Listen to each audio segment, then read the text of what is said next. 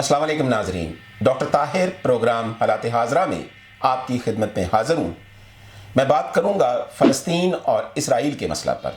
मैं इसका critical analysis करूँगा और इसके लिए मैं 3 पहलुओं के बारे में बात करूँगा: military point of view, intelligence point of view और इसका जो इम्पैक्ट है, इसका जो असर है फ़लस्तीन पर, इसराइल पर और रेस्ट ऑफ द वर्ल्ड, बाकी दुनिया के ऊपर इसका असर क्या होगा, इसका इम्पैक्ट क्या होगा। तो सबसे पहले मैं बात करूंगा इंटेलिजेंस पॉइंट ऑफ व्यू से। इसराइल की 3 इंटेलिजेंस एजेंसीज हैं, जिसमें सबसे बड़ी मोसाद है। मोसाद रिस्पॉन्सिबल है इंटरनेशनल ऑपरेशंस की, और इसकी दूसरी इंटेलिजेंस एजेंसी जो है वो शन बेट है। शन बेट को इसराइल की आर्म्स और ईयर भी कहा जाता है, आइज और ईयर्स भी कहा जाता है, यानी आंख और कान। और ये जो इसराइल के इंटरनल सिक्योरिटी मैटर्स हैं, ये उनकी रिस्पॉन्सिबल है। और तीसरी इंटेलिजेंस एजेंसी है अमान, जिसको मिलिट्री आर्म भी कहते हैं। ये एक इंटरनल मिलिट्री इंटेलिजेंस एजेंसी है। जो इसराइल की अवाम है, उनके पॉलिटिशियंस है, उनकी मिलिट्री है, उसको हमेशा अपनी इन इंटेलिजेंस एजेंसीज के ऊपर फख्र रहा है।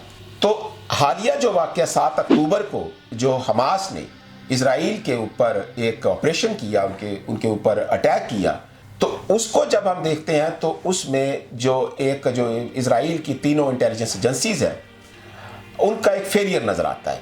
और उसमें इसके ऊपर, इनकी कैपेबिलिटी के ऊपर और इनकी एबिलिटी के ऊपर इसराइल की इंटेलिजेंस एजेंसीज के बहुत से सवालात खड़े हो गए।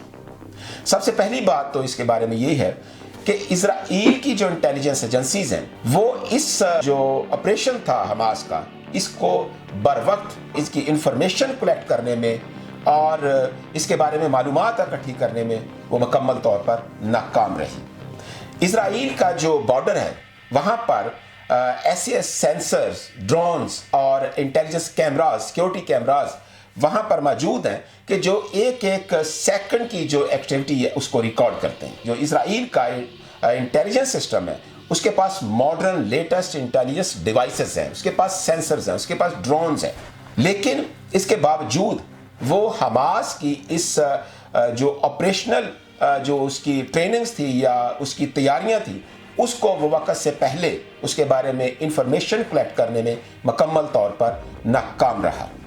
इसकी वजह जो एक बयान की जाती है वो ये है कि जो एक न्यूयॉर्क टाइम ने भी अपने आर्टिकल में उसका जिक्र किया है, जो फ़लस्तीन की हमास है, उन्होंने अपने जो इस ऑपरेशन था, इस सिलसिले में उन्होंने जो इसराइल की इंटेलिजेंस एजेंसीज हैं या सिक्योरिटी फोर्सेस हैं, उनके साथ उन्होंने ब्लफ गेम की, उनको डिट्रैक किया।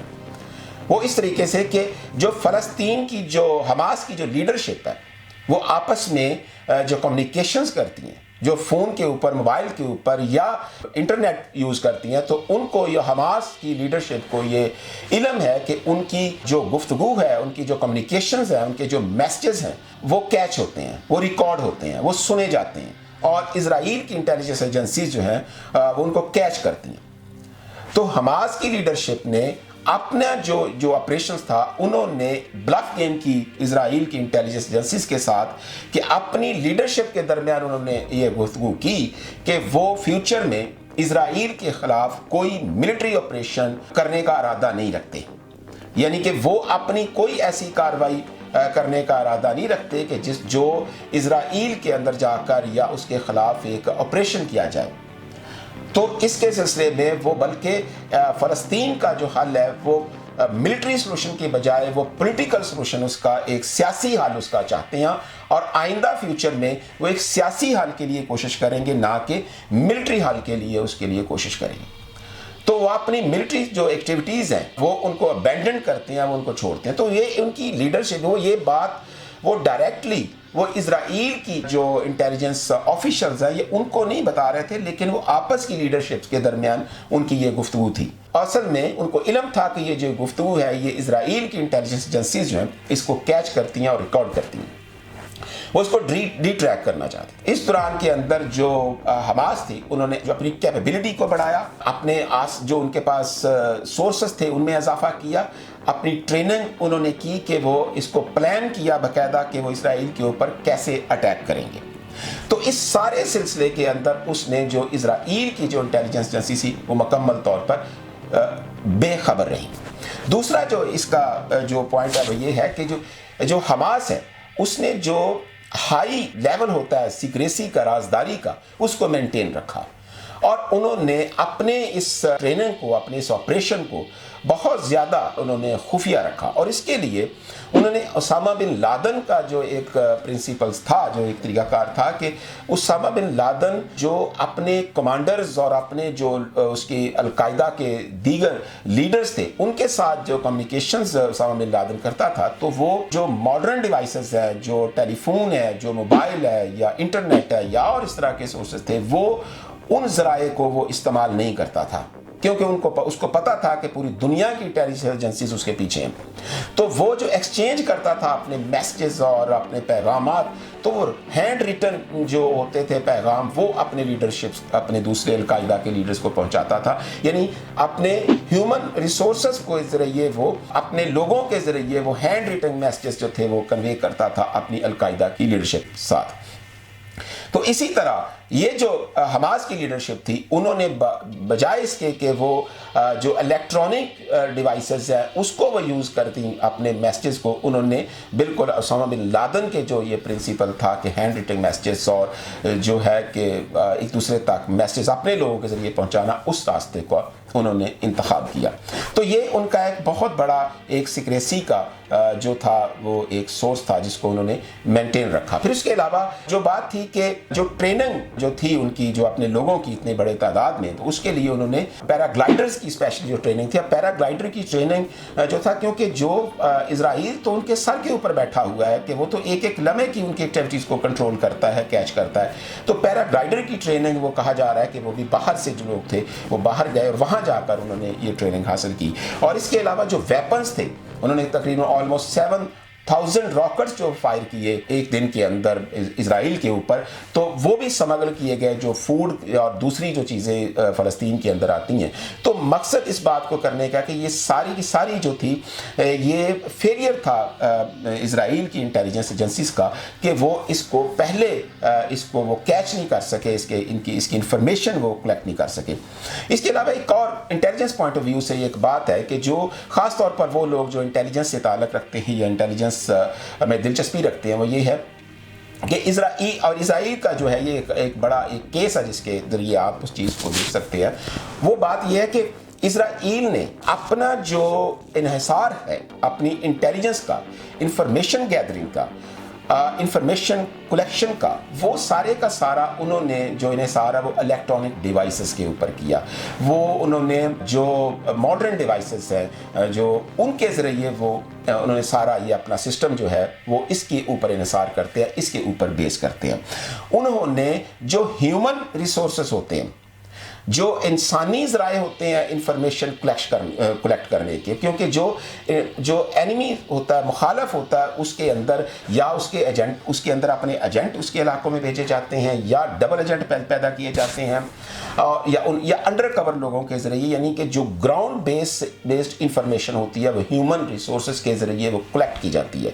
फिर उस इंफॉर्मेशन को बाकायदा उसको एनालाइज किया जाता है, उसको एवेल्यूएट किया जाता है, उसको स्टडी किया जाता है और फिर उसके बाद अपनी जो प्लानिंग या अपनी स्ट्रेटजी जो है वो बनाई जाती है। लेकिन इस जो इशू के अंदर हम जो सबसे बड़ा जो फेलियर है वो ये है कि जो इजराइल की इंटेलिजेंस एजेंसीज थी, security forces, intelligence agencies, Israel government, उन्होंने अपनी जो इंफॉर्मेशन गैदरिंग का जितना था सिलसिला, वो बजाय उन्होंने ह्यूमन रिसोर्सेज को यूज़ करने के, उन्होंने सारे का सारा जो था वो इलेक्ट्रॉनिक डिवाइसेस के ऊपर बेस किया। तो जिसकी वजह से वो बर वक्त इस इंफॉर्मेशन को, हमास के इस ऑपरेशन को और इसकी तैयारियों को वक्त से पहले वो उसका पता नहीं चला सके। तो ये एक बहुत बड़ा एक फेलियर है जो इन इजराइल की जो इंटेलिजेंस एजेंसीज का है। इसका एक और भी आप देखिए कि जिस दिन ये 7 अक्टूबर को जब हमास ने ये ऑपरेशन किया,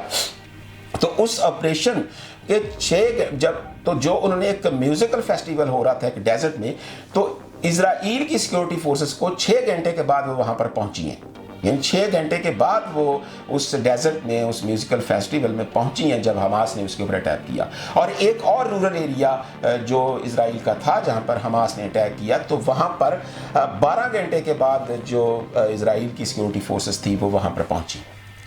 تو اس کا مطلب یہ ہے کہ وہ بالکل بے خبر تھیں کہ حماس جو ہے وہ کیا پلان کر رہا ہے اور کیا تیاریاں کر رہا ہے اور کس طریقے سے انہوں نے اٹیک کیا.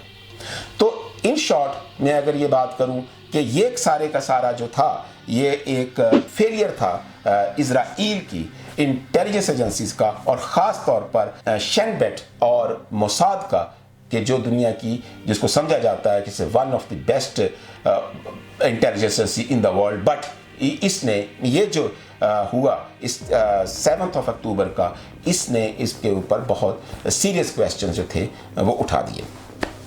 اب میں دوسری بات کروں گا اس کے جو ملٹری پوائنٹ آف ویو سے, اس 7 اکتوبر کے جو حماس کا جو آپریشن تھا اور اسرائیل کے جو اب ہو رہا ہے, اس کے اوپر میں اس کے ملٹری پوائنٹ آف ویو سے میں اس کے اوپر بات کروں گا. تو جو انٹرنیشنل میڈیا ہے, آرمی میڈیا ہے, ایون سب یہ بات کی جا رہی ہے کہ یہ ایک وار ہو رہی ہے بٹوین حماس اور اسرائیل کے درمیان, یہ ایک جنگ ہو رہی ہے. جبکہ میرا اس کے اوپر ایک کریٹیکل انالیسس یہ ہے, میرا پوائنٹ آف ویو اس کے اوپر یہ ہے کہ یہ وار نہیں ہے, یہ ڈسپیوٹ ہے, یہ ٹیریٹوریل ڈسپیوٹ ہے اور یہ جینوسائیڈ ہے. یہ جینوسائیڈ ہو رہا ہے اسرائیل. تو یہ وار نہیں ہے. اب وار کے لیے کیا چیز چاہیے؟ وار کے لیے جو دونوں فائٹنگ فورسز ہوتی ہیں, جو دونوں طرف کی لڑنے والی جو فوج ہوتی ہے, ان کے درمیان بیلنس آف پاور کا ہونا ضروری ہے کہ دونوں کے درمیان کچھ طاقت کا توازن ہو. ملٹری طاقت کا, ملٹری پاور کو اس کا درمیان طاقت کا کچھ ملٹری پاور کا توازن ہو, بیلنس ہو. اس کو فار ایگزامپل اگر دونوں کے درمیان 50-50 یعنی دونوں ایک جیسی ملٹری طاقت ہو, اگر ایک جیسی نہیں ہے تو ایک طرف 60%, ایک طرف 40%, اگر یہ بھی نہیں ہے تو ایک طرف 80%, دوسری طرف 20%, اگر یہ بھی نہیں تو ایون کم سے کم ایک طرف 10% ملٹری پاور اور دوسری طرف 90% ملٹری پاور, تو پھر بھی ہم کہہ سکتے ہیں کہ چلو طاقت کا کچھ توازن ہے, ملٹری پاور کا کچھ توازن ہے, کچھ بیلنس آف پاور ہے. لیکن جب دیکھتے ہیں ڈسپیوٹ کو جو حماس اور اسرائیل کے ساتھ ہو رہا ہے, فلسطین اور اسرائیل کے ساتھ ہو رہا ہے, وہ اگر اس کو دیکھتے ہیں تو وہ اس میں تو بیلنس آف پاور یعنی طاقت کا توازن سرے سے ہے ہی نہیں.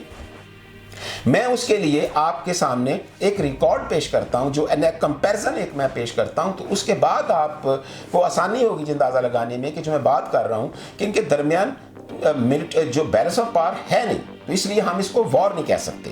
تو اس کے لیے میں آپ کے سامنے یہ پیش کرتا ہوں جو فلسطین ہے, فلسطین کے پاس کوئی آرمی نہیں ہے, اور اسرائیل کی جو فورس ہے, گراؤنڈ فورسز, وہ ایکٹیو ملٹری پرسنل 169,500 یعنی 1,69,500 جو ایکٹیو ملٹری فورسز ہیں, گراؤنڈ فورسز اسرائیل کی, اور ریزرو فورسز جو ہیں وہ 4,65,000.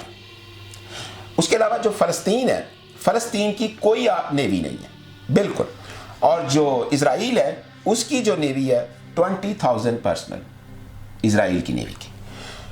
فلسطین نو ایئر فورس, کوئی ایئر فورس نہیں ہے فلسطین کے پاس, جبکہ اسرائیل کے پاس 89,000 ایئر فورس پرسنل ہے. فلسطین نو لینڈ پاور مینس کہ ان کے پاس کوئی ہتھیار, کوئی ایسی چیز نہیں ہے, جبکہ اسرائیل کے پاس 2,200 ٹینکس, 530 آرٹلری. فلسطین نو ایئر پاور, کوئی ایئر پاور فلسطین کے پاس نہیں ہے, لیکن اسرائیل کے پاس 339 combat capable aircraft, 309 fighter ground attack jets, 196 F-16, 83 F-15, 30 F-35, 142 helicopters, 43 Apache attack helicopters, weapons of mass destruction, 80 to 400 nuclear warheads. Naval power, no naval power Palestine, no naval power. While Israel, 5 submarines, 49 patrol and coastal combatants. Palestine, no military budget, zero military budget. Israel in 2022 2022 का जो उनका military budget है वो $23.4 billion है। तो नाजरीन, ये आप कंपैरिजन को देखने के बाद क्या आप कह सकते हैं कि ये एक वॉर है दो जो फाइटिंग फोर्सेस के दरमियान?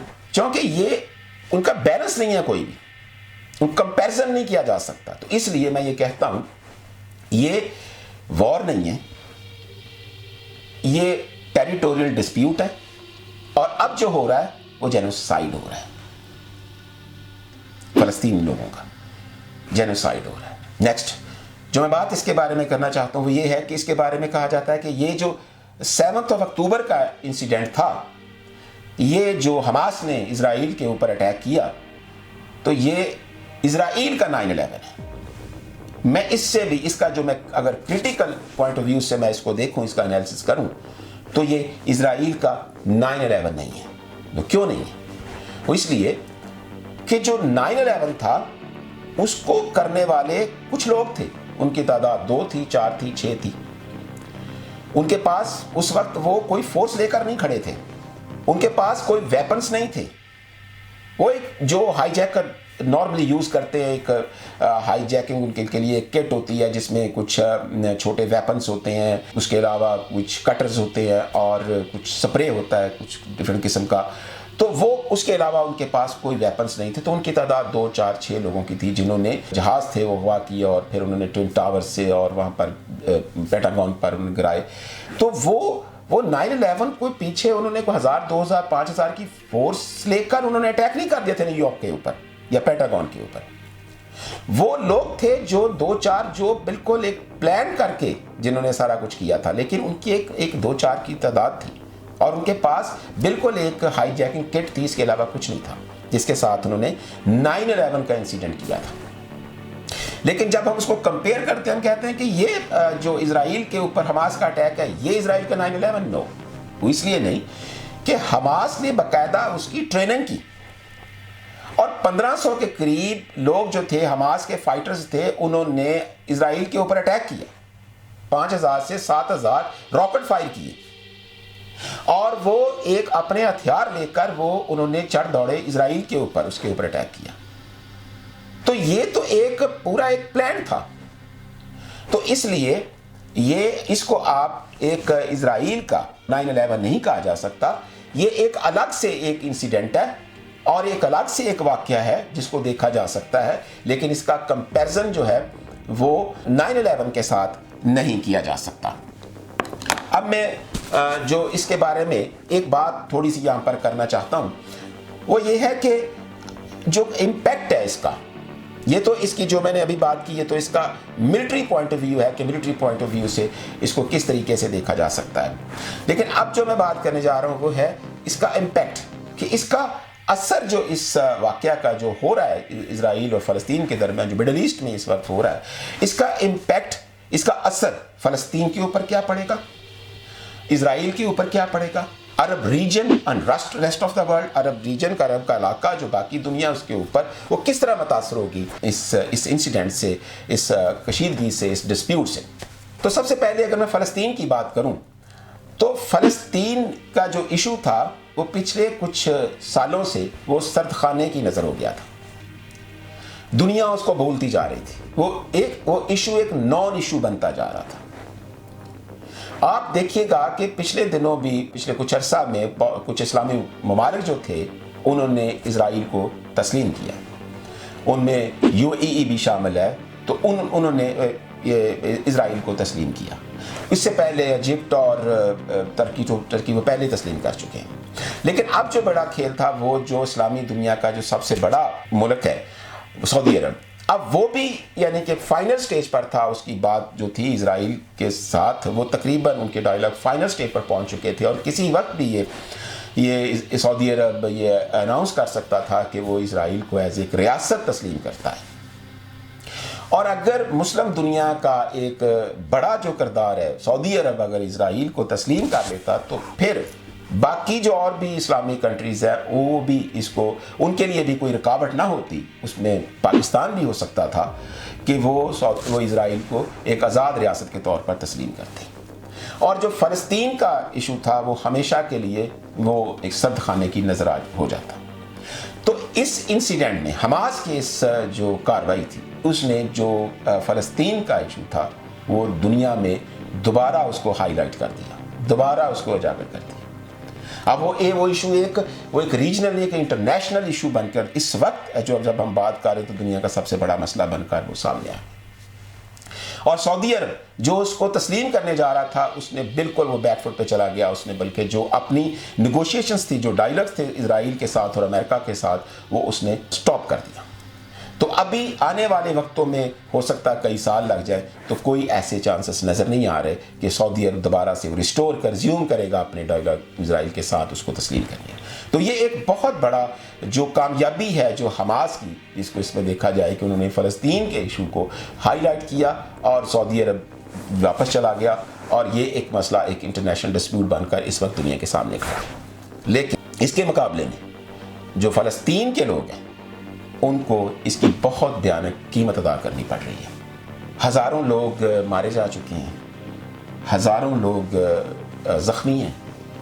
ان کے جو غزہ کا علاقہ ہے وہ تقریباً اس کا 30-40% وہ کھنڈرات بن چکا ہے.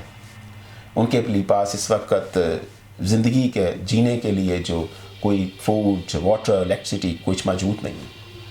تو یہ حماس کے اس حملے نے اسرائیل کو ایک جواز پیش کیا کہ وہ حماس کو بنیاد بنا کر وہ فلسطین کے لوگوں کا قتل عام کر سکے, حماس کے بنیاد بنا کر. تو یہ ایک بہت بھیانک امپیکٹ ہے جو فلسطین کے لوگوں کے اوپر جو ہو رہا ہے اس وقت. یعنی کہ فائدہ تو ان کو ہوا فلسطین کے ایشو کو کہ دنیا کے سامنے وہ آیا, بٹ جو اس کے جو انسانی جانوں کا جو ضیاع ہو رہا ہے تو وہ بہت بھیانک ان کو اس کا سامنا کرنا پڑا. تو یہ فلسطین کے اوپر اس کا جو امپیکٹ ہے. اب اسرائیل کے اوپر جو اس کا امپیکٹ یہ ہوا کہ اسرائیل جو ایک دنیا کے اندر اپنی ایک حیثیت تسلیم کرنے جا رہا تھا کہ اسلامی ممالک جنہوں نے بہت سے اسلامی کنٹریز ہیں کہ جنہوں نے ابھی تک اسرائیل کو تسلیم نہیں کیا, تو اب آہستہ آہستہ وہ اس کی طرف بڑھ رہے تھے. اور خاص طور پر اگر سعودی عرب کا یہ عمل ہو جاتا تو میں نے جیسے کہا کہ بہت سے باقی جو اسلامی کنٹریز ہیں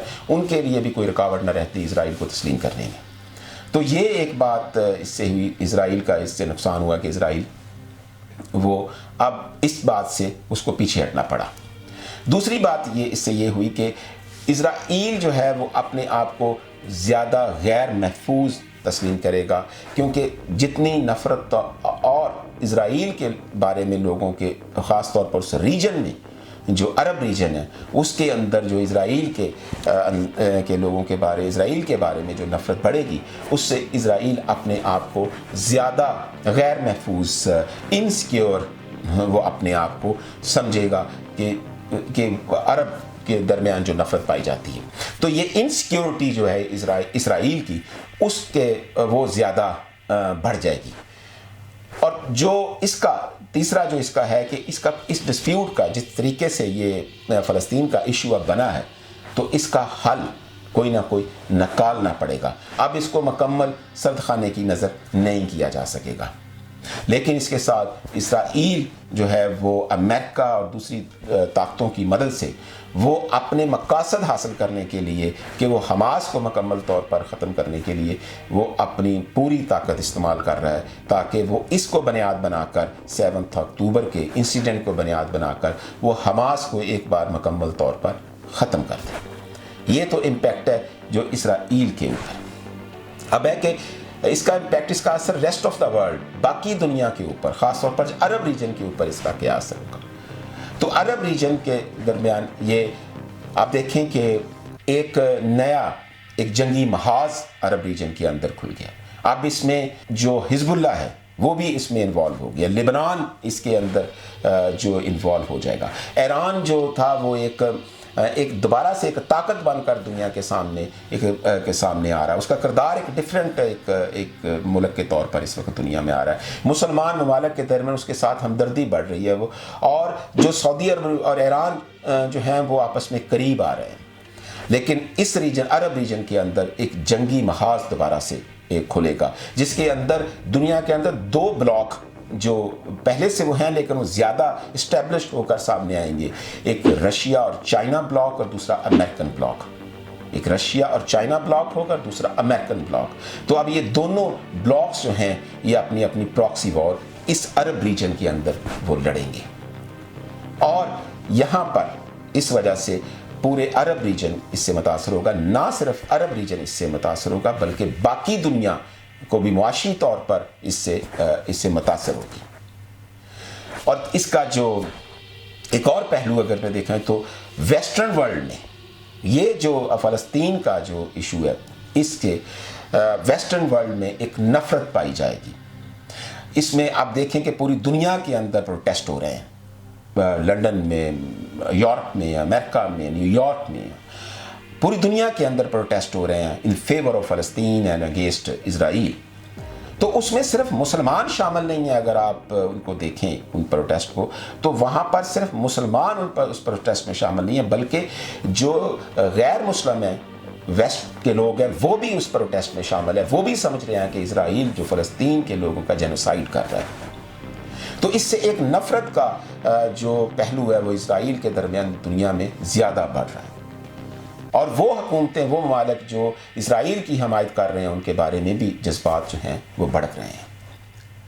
اور اس کے علاوہ جو ایک اور جو میں پہلو کے بارے بات کروں گا جس کے بارے میں پچھلے لاسٹ ویک میں BBC میں ایک رپورٹ جو MI6 کے باس ہیں انہوں نے یہ بات کہی کہ اسرائیل اور فلسطین کا جو ڈسپیوٹ ہے اس کی وجہ سے جو ملیٹنٹ آرگنائزیشنز دنیا میں ہیں وہ فائدہ اٹھائیں گی اور وہ اپنی آئیڈیالوجی کو اگینسٹ ویسٹرن وہ زیادہ بڑھائیں گے، جس کی وجہ سے ویسٹرن ورلڈ کو تیار رہنا چاہیے کہ اب ٹیررزم کے واقعات، جو لون فائٹرز ہوتے ہیں، ایسے لوگ ہوتے ہیں کہ جو اکیلے بیٹھے ہوتے ہیں جن کا کسی ملیٹنٹ آرگنائزیشن کے ساتھ کوئی رابطہ نہیں ہوتا لیکن وہ کسی ملیٹنٹ آرگنائزیشن کی آئیڈیالوجی سے فارغ ہو کر یا وہ یہ جو ہو رہا ہے اس کے ریونج میں کہ ہمارے مسلمان، تو اس ریونج میں وہ جو ٹیررزم کی ایکٹیویٹیز ہے، جو دہشت گردی کارروائیاں ہیں وہ یورپ میں بڑھ سکتی ہیں. تو MI6 کے باس نے اس چیز کو ہائی لائٹ کیا کہ ویسٹرن ورلڈ کی جو سیکیورٹی فورسز ہیں ان کو اس کے لیے تیار رہنا چاہیے کہ آنے والے وقتوں میں اسرائیل اور فلسطین کے ایشو کی وجہ سے ویسٹرن ورلڈ کے اندر دہشت گردی میں اضافہ ہو سکتا ہے.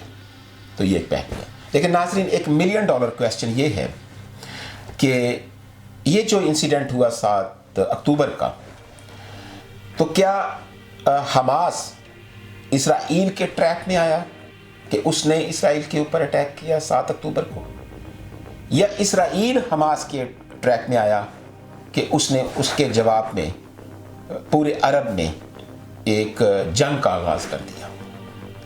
تو یہ دیکھنے والی بات ہے کہ کون کس کے ٹریک میں آیا.